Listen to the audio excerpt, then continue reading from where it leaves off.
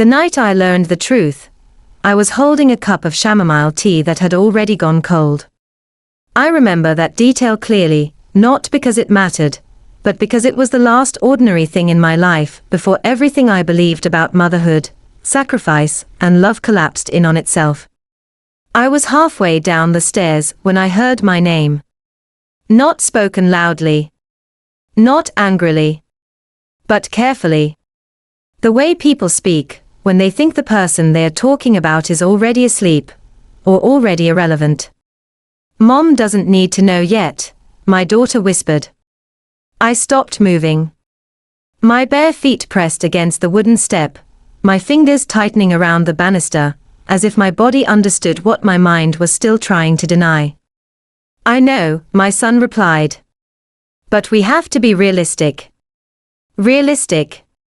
That word slid into my chest like a blade. I leaned back into the shadow, my heart pounding so hard I was certain it would betray me. The house, my house, was quiet except for the low hum of the refrigerator, and the muffled voices of the two people I had given my entire adult life to. "She's getting older," my daughter continued. "And she's alone now." Alone. As if widowhood were a failure instead of a wound. "We can't keep pretending this is sustainable," my son said. Sustainable. I closed my eyes. Then came the sentence that changed everything. "We should start looking at care homes now," my daughter whispered. "Before it gets worse." I did not cry. That surprised me. Instead, something colder moved through me, something sharp and clarifying. Like the moment before a storm breaks, when the air becomes too still, too deliberate. I had spent 70 years being useful. I had been a wife. A mother. A fixer. A giver. A woman who swallowed exhaustion and called it love. And now, standing on those stairs, I understood that usefulness had an expiration date. My name is Margaret Lawson, and for most of my life, I believed motherhood was a lifetime contract. I was wrong. I grew up in Vermont, the eldest daughter of a woman who believed endurance was the same thing as virtue. You didn't complain. You coped. You smiled. You showed up. And when things hurt, you worked harder so no one noticed. I married young. Raised 2 children. Followed my husband across state lines and job promotions without ever asking what I wanted, because someone else always needed something first. When my husband, Robert, died suddenly of a heart attack 8 years ago, I didn't fall apart. I adapted. I learned how to be alone without being lonely. I downsized. I volunteered. I babysat. I became the grandmother who never said no, the mother who was always fine. And when my daughter asked me to move in with her family in Surrey, England, I believed it was love calling me closer. "You shouldn't be by yourself, Mom," she said. "We want you here." So I sold my home. Gave up my independence. Packed my life into labeled boxes like memories ready for storage. I thought I was moving toward family. I didn't know I was moving toward management. On the stairs that night, listening to my children speak about me like a logistical inconvenience, I realized something terrifying. They were not worried about my happiness. They were worried about my efficiency. "How long do you think before she starts forgetting more?" my son asked. "She already repeats herself," my daughter replied. "And the kids notice." My chest tightened. I repeated stories, because those memories were the only places my husband was still alive. "She'll resist," my daughter added. Then a pause. "Then we don't frame it as a choice." My hand began to shake. I pressed it against my mouth to keep from making a sound. I returned to my room quietly and sat on the edge of the bed until dawn, staring at the framed photo of Robert on the nightstand. He was smiling in it, sunburned, mid-laugh, holding a fishing rod he never learned to use properly. "They're done with me," I whispered. Sleep never came. The next morning, they were cheerful. Too cheerful. My daughter made breakfast. My son joked about work. They asked if I slept well. They asked if I remembered my appointment next week. Their performance was flawless. And that hurt more than the betrayal itself. Because it meant they had practiced. Over the following weeks, small things began to shift. My mail disappeared, to be organized later. My medications were rearranged without asking. My opinions were gently dismissed. "You don't need to worry about that, Mom. We'll handle it. It's better this way." I began to feel myself shrinking. Not physically, but socially. Conversations happened around me, not with me. Decisions were made above my head, then handed down as conclusions. And every time I tried to assert myself, the response was the same. "Don't get upset. You're being sensitive. We're just trying to help." Help had become a weapon. One afternoon, I found a brochure on the kitchen counter. It was glossy, cheerful, filled with images of smiling gray-haired women holding hands in manicured gardens. Sunridge Haven, where care comes first. My name was handwritten on the back. That night, I locked my bedroom door for the first time in my life. Not because I feared them, but because I feared how easily they spoke over me. Standing alone in that room, something inside me hardened. I had given my children everything they wanted. But I would not give them my erasure.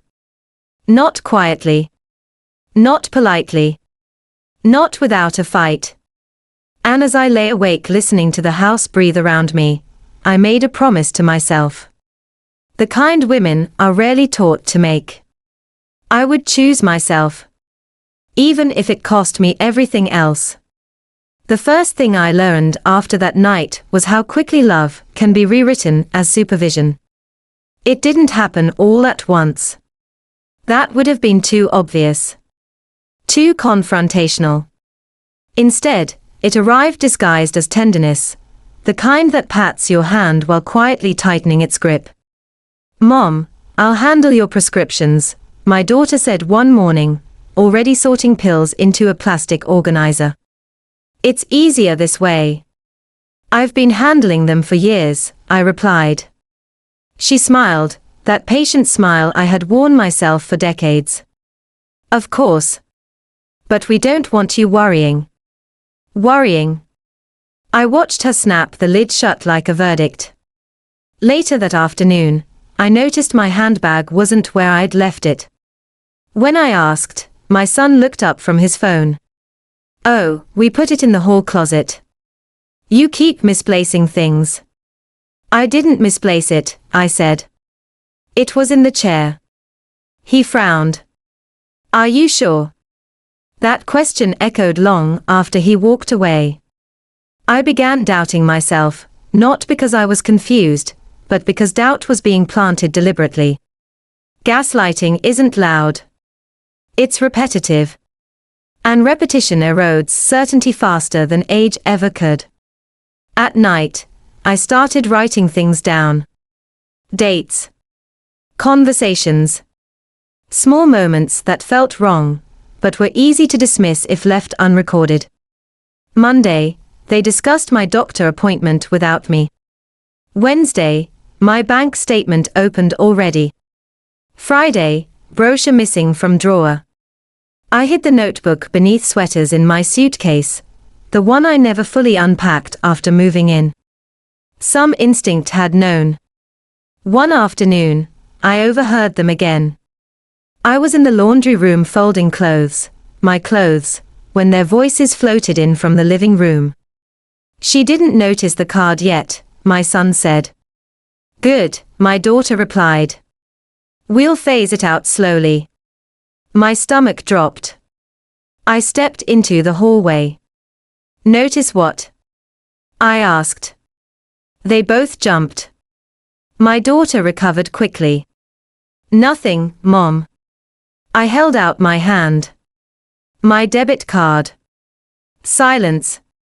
Then my son sighed, irritation leaking through his calm. We thought it would be safer if we managed expenses. I manage my own money, I said. You used to, he replied. That sentence landed harder than any insult. That night, I sat on the edge of the bed and stared at my reflection in the mirror. I looked the same. Lines, yes. Gray hair, yes. But my eyes were clear. My hands were steady. My mind was intact. Yet I was being treated like a problem that needed containment. I thought of all the women I'd known, friends, neighbors, colleagues, who slowly vanished into other people's decisions, because they didn't fight loudly enough. I understood now how it happened. The next escalation came disguised as a suggestion. Mom, we booked you a checkup, my daughter said at breakfast. Just routine. Which doctor? I asked. She hesitated. A specialist. That word again. I agreed, because refusal would be noted. At the clinic, the questions were polite but invasive. Memory tests. Reaction time. Lifestyle evaluations. I answered calmly. When the doctor smiled and said, "You're doing quite well," my daughter's lips pressed into a thin line. On the drive home, no one spoke. The silence told me everything. 2 days later, my car was gone. I stood at the front window, keys in hand, staring at the empty driveway. "Oh," my daughter said lightly. "We took it in for servicing." I nodded. "Which garage?" She blinked. "The one near Michael's office." I called them later. No record of my car. When my son returned that evening, I watched him park it 2 houses down. When I confronted him, he didn't deny it. "You shouldn't be driving anymore," he said. "We're responsible for you." "No," I replied quietly. "You're not." Rachel, my daughter, interrupted quickly. "Let's not make this dramatic." But it already was. They had crossed from concern into control. That night, I locked my door and slept in my clothes. Not because I expected force, but because I no longer trusted consent to be respected.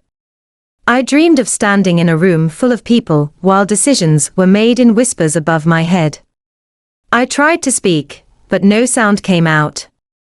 I woke with my heart racing. A week later, they sat me down. The folder was already on the table. Sunridge Haven. "This is temporary," my daughter said quickly. "Just until things stabilize." "Stabilize what?" I asked. "You," my son replied. I closed the folder. "No," I said. They exchanged a look. The kind that assumes authority. "If you won't go willingly," my son said, "we may have to get professionals involved." There it was. Doctors. Courts. Paperwork. Systems that erase quietly. I stood.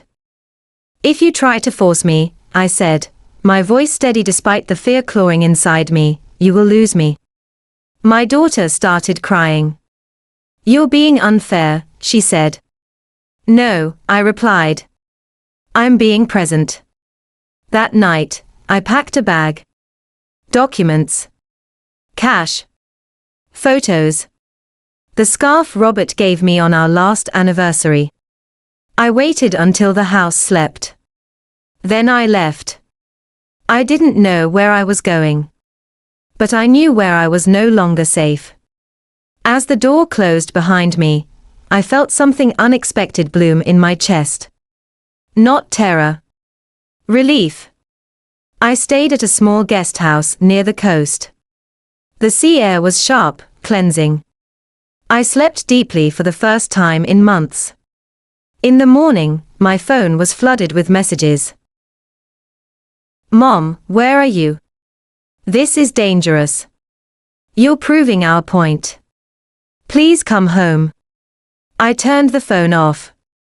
And for the first time since becoming a mother, I chose silence, on my own terms. But I knew this peace wouldn't last. Because control, once challenged, always strikes back harder. And it was already gathering its strength. The first letter arrived 3 days after I left. It was waiting at the front desk of the guest house, my name typed neatly on a white envelope like a formal summons. I knew before opening it. You develop a sense for danger when you've lived long enough to recognize patterns, especially the ones that wear polite disguises. Inside was a notice from a family law firm. Concern regarding capacity and welfare. Request for assessment. Temporary guardianship consideration. I sat on the edge of the narrow bed and laughed, a short, dry sound that startled even me. So this was the next step. Not conversation. Not reconciliation. Paperwork. They weren't worried about me. They were preparing to erase me legally. I spent that day walking along the coast, the wind cutting through my coat, waves crashing like punctuation marks at the end of each thought. I replayed memories as if searching for the moment everything shifted. Had it been when I sold my house and moved in temporarily? When I stopped arguing, because I didn't want to be a burden? When I trusted love to be self-correcting? I realized something painful then. My children didn't wake up one day and decide to institutionalize me. They evolved into it. Step by step. Justified by concern. Fueled by convenience.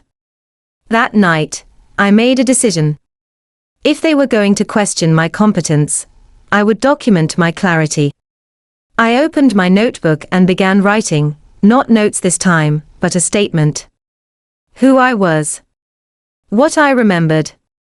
What I wanted. I wrote about my career. About balancing budgets larger than their annual salaries. About raising 2 children alone after their father died. How I managed grief and mortgage payments without collapsing. I wrote until my hand ached. Then I scanned everything and emailed it to myself, to a trusted friend, and to a cloud account they didn't know existed. I wasn't going to disappear quietly. The next morning, my phone rang from an unfamiliar number. Mom, my daughter's voice said, brittle with forced calm. Why didn't you tell us you were leaving like that? I did, I replied. You just didn't hear me. She exhaled sharply. This isn't helping your case. My case. I repeated. We're worried, she said. Running away like this, it looks unstable. I closed my eyes. I am not hiding, I said slowly. I am protecting myself. There was a pause. Then her voice hardened. We're moving forward with an evaluation. Then I'll bring my own lawyer, I said. Silence. They hadn't expected resistance. I found an attorney that afternoon, a woman about my age with sharp eyes and no patience for euphemisms. After reading the letter, she looked up at me. This is aggressive, she said. And premature. I felt something loosen in my chest. So I'm not imagining it. She shook her head. They're attempting to establish incapacity through control first, evidence second. Finally, language that named the thing. They've already restricted access to your finances and transportation, she continued. That works in their favor if you don't push back. I intend to, I said. She smiled thinly. Good. Because we'll need to move quickly. The evaluation was scheduled for the following week. 2 doctors. 1 social worker. Neutral location. Neutral always means observed. I arrived early, dressed carefully, not overly polished, not careless. I wanted no room for interpretation. When my children arrived, they didn't sit near me. That hurt more than I expected. As if proximity itself had become a liability. The questions began gently. What year is it? Who is the current Prime Minister? Can you describe a recent challenge you've handled independently? I answered easily. Then the tone shifted. Why did you leave your children's home so abruptly? Do you believe your family is conspiring against you? Have you felt paranoid or fearful recently? I felt my pulse quicken, but my mind stayed clear. I left because my autonomy was being eroded, I said. And fear is a rational response to coercion. One doctor raised an eyebrow. The social worker scribbled something. My daughter stared at the floor. At the end, the lead physician folded his hands. From what we've seen today, he said, there is no indication of cognitive impairment. I exhaled. But then he added. However, family dynamics appear strained, and there is concern regarding emotional stress. There it was. The opening they needed. Outside, my son confronted me. You embarrassed us in there, he said, voice low and furious. I told the truth, I replied. You made us look like villains. No, I said quietly. You did that yourselves. He leaned closer. You're making this harder than it needs to be. I looked at him, the boy I once held through night terrors, now standing over me with legal threats in his pocket. Hard for who?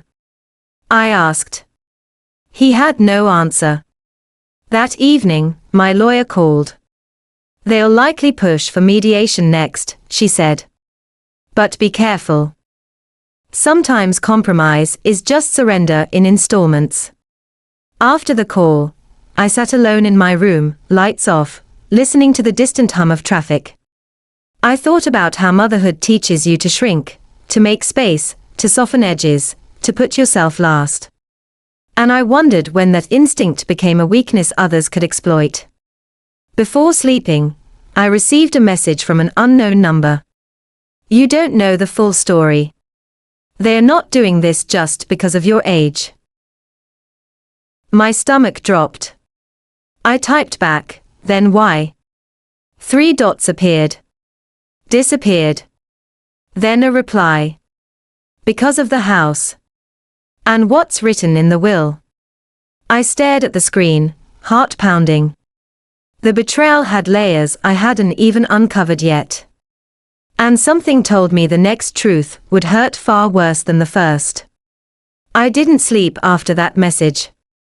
The words kept flashing behind my eyes like a warning light I couldn't turn off. The house. The will. I sat up in bed before dawn, wrapped in the thin blanket of the guest house, listening to the gulls cry outside. Their voices sounded sharp, accusatory, like they knew something I didn't. I had always been transparent with my children about money. Or at least, I thought I had. I'd believed openness would prevent resentment. I'd believed honesty would breed gratitude. Now I wondered if all it had done was make me predictable. At first light, I unlocked my suitcase and pulled out my folder of documents. Deeds. Insurance policies. Copies of bank statements. Everything I'd gathered in a quiet panic the night I fled. The house deed sat near the bottom. Paid off. In my name only. That house wasn't just property. It was history. I'd painted its walls while pregnant. I'd fixed the roof myself after their father died. Every creak in the staircase was a memory I could name. And suddenly, it made sense. They hadn't wanted me safe. They'd wanted me settled. Preferably somewhere that couldn't contest ownership. I called the number that had messaged me. It rang twice. Then a familiar voice answered. Aunt Claire. I whispered. Yes, she said softly. I was hoping you'd call. Claire, my late husband's sister. The one my children claimed was dramatic and unreliable. The one I'd slowly been encouraged to distance myself from. My chest tightened. Tell me, I said. All of it. She inhaled. They came to me last month. Asked questions about the house. About your will. About whether you'd updated anything recently. I closed my eyes. They said you were becoming confused, she continued. That they were worried you'd leave things unfinished. Unfinished how? As in, she said carefully, not transferred. The room felt suddenly smaller. I haven't changed my will, I said. Not in years. I know, Claire replied. That's the problem. After the call, I sat very still. The betrayal rearranged itself in my mind, clicking into a new and uglier shape. This wasn't just control. It was strategy. If I were declared incapable, even temporarily, guardianship could be granted. Assets managed. Decisions made in my best interest. Including selling my home. Including rewriting my future. I remembered moments I'd brushed off. My daughter asking, "Have you thought about simplifying your estate?" My son suggesting, "Maybe put everything in trust, less stress for you." The way they'd exchanged looks when I said I wanted to stay independent. This hadn't started when I moved in with them. It had started long before. 2 days later, mediation was scheduled. A neutral office. Neutral furniture. Neutral language that hid sharp intentions. They arrived together. United. I arrived alone, but not unprepared. My lawyer slid copies of documents across the table. Proof of sound finances. Proof of medical clearance. Proof of ownership. Then she leaned forward. My client has no intention of relinquishing autonomy or assets, she said. Any further attempts to establish guardianship will be contested. My son scoffed. You're overreacting. I looked at him. You tried to take my life apart, while smiling at me. My daughter's eyes filled with tears. We were just trying to help. I felt something inside me harden. You were trying to benefit, I said. There's a difference. The mediator cleared his throat. Perhaps emotions are high. No, I interrupted. What's high is entitlement. Silence slammed down on the room. After the session, my daughter followed me into the hallway. You're tearing this family apart, she said. I turned slowly. No, I replied. I'm refusing to be dismantled quietly. Her voice cracked. We sacrificed for you. I laughed then, not kindly. I sacrificed for you, I said. You're adults. I owe you love, not inheritance.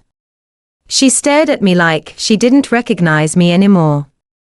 That was fine. I was just beginning to recognize myself again.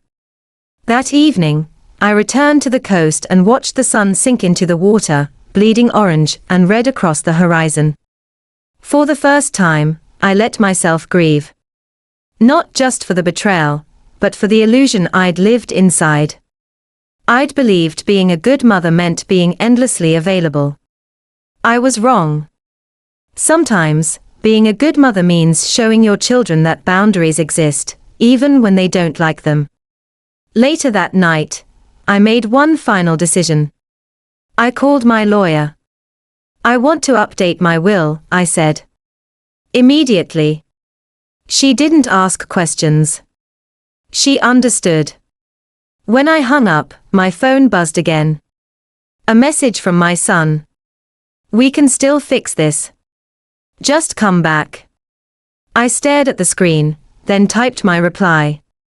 I am not broken. And I am not coming back. I turned the phone face down. The waves outside kept moving, steady, unstoppable. Just like me. But I knew the hardest confrontation was still ahead. Because inheritance wasn't just about money. It was about who believed they owned me. The day I rewrote my will, it rained. Not the gentle kind that whispers forgiveness, but the heavy, relentless sort that pounds the ground like it has something to prove. I watched it from the lawyer's office window as ink dried on paper that changed everything. My hands didn't shake. That surprised me. For weeks I'd been trembling, emotionally, physically, like a woman bracing for a blow she knew was coming. But as I signed my name, something inside me settled. The fear didn't disappear. It simply stopped being in charge. When I finished, my lawyer slid the documents into a folder and looked at me carefully. "Are you prepared for the fallout?" she asked. I nodded. I've already lived it. I didn't tell my children right away. Not out of cowardice, but because I needed one last stretch of quiet to remember who I was before I became someone they tried to manage. I walked. I cooked for myself. I spoke to strangers who knew nothing about my history, and therefore treated me like a whole person, not a liability. And in that space, I realized something painful and liberating. I had been grieving the wrong loss. I wasn't losing my children. I was losing the version of them I thought existed. The confrontation came sooner than expected. They showed up at the guest house unannounced. I knew it was them the moment I heard the voices at the front desk, tight, urgent, rehearsed. I stayed seated in the common room, sipping tea, letting them find me. When my daughter saw me, her relief flashed briefly, then hardened into resolve. "We need to talk," she said. I gestured to the chair opposite me. "You're already here." My son didn't sit. "We know you changed your will," he said bluntly. I raised an eyebrow. "Interesting. I hadn't told you." My daughter folded her arms. "We had a right to know." "No," I replied. "You had an expectation. You confused it with a right." They accused me of cruelty. Of punishment. Of letting bitterness cloud my judgment. I listened quietly, the way I used to when they were teenagers trying to argue past curfew. Finally, I spoke. "I didn't disinherit you," I said. "I redefined inheritance." They went still. "You'll receive what you've already taken," I continued. "Education. Stability. Opportunity. Everything I gave freely." My son's face darkened. "So that's it. You're cutting us off." "I'm cutting control off," I said. "There's a difference." My daughter's voice broke. We were scared. I met her eyes. So was I. But only one of us tried to cage the other. That's when the truth finally surfaced. The one I hadn't anticipated. My son slammed his hand on the table. "Do you have any idea how much pressure we're under?" "Pressure from what?"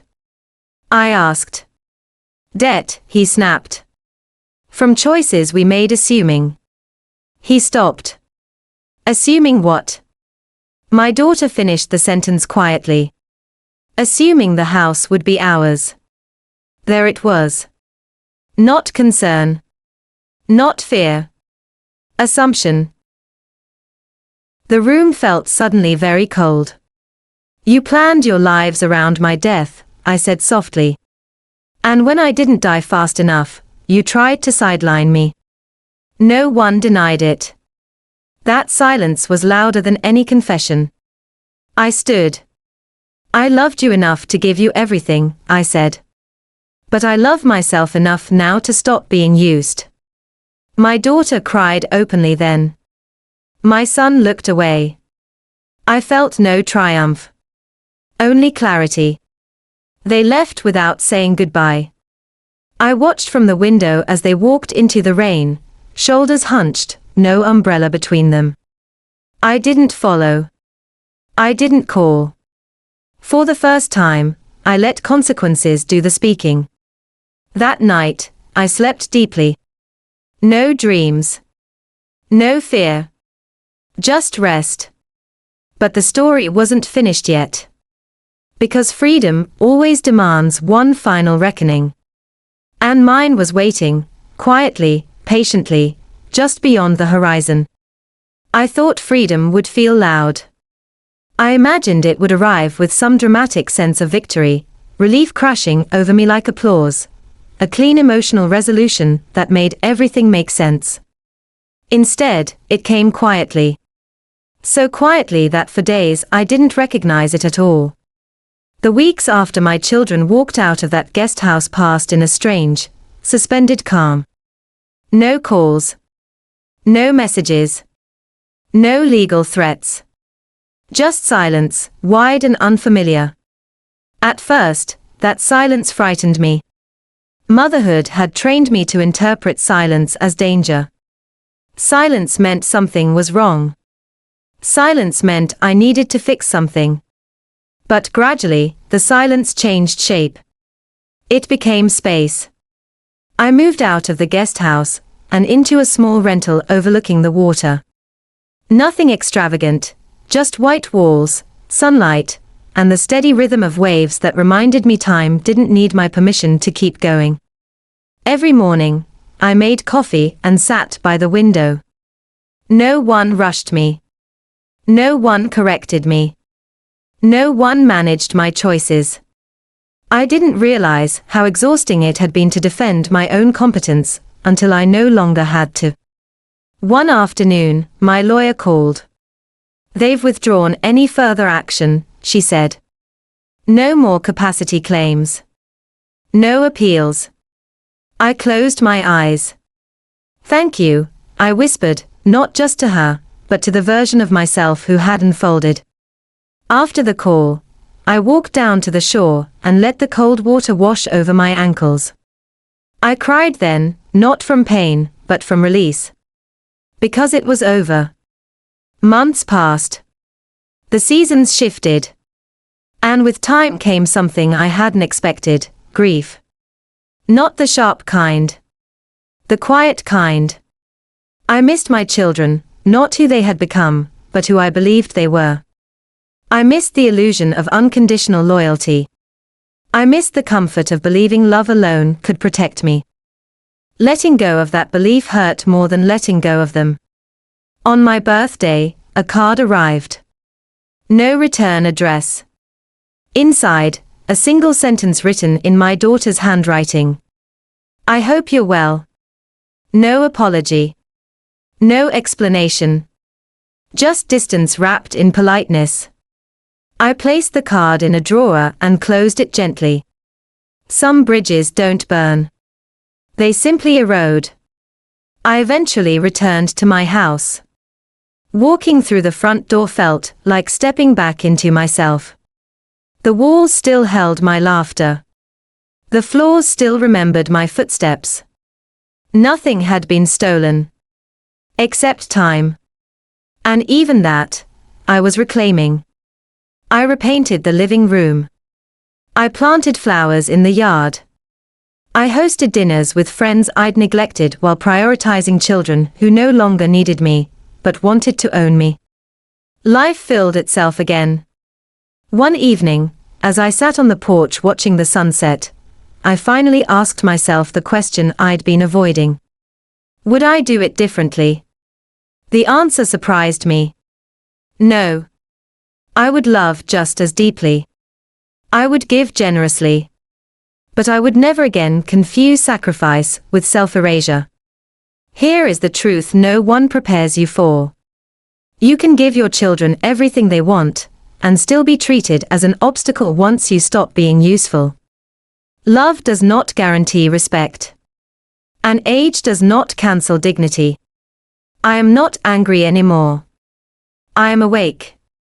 And that is a far greater victory. I am still their mother. But I am no longer anyone's property.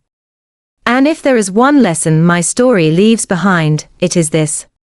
Care that requires your disappearance is not care at all.